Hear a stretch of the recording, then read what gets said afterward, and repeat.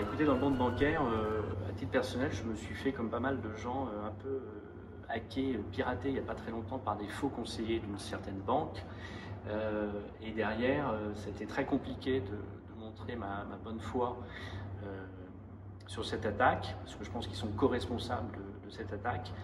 Et alors là, c'est très difficile d'avoir la bonne personne, même dans sa propre agence, parce que maintenant il faut payer une prestation pour avoir un conseiller, alors qu'avant c'était gratuit. Donc là, je suis obligé d'avoir une prestation payante pour avoir une personne qui va s'occuper de moi et que j'aurai souvent au téléphone, qui va connaître mon dossier par cœur et faire le fil rouge de tout ça.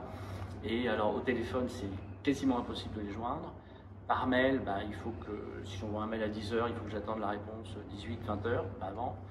Donc en cas d'urgence, c'est compliqué de les joindre et d'être tout le temps sur les réseaux sociaux ou sur une application ou la boîte vocale, on doit sans cesse donner son numéro de client et le mot de passe et attendre que la vérification se fasse.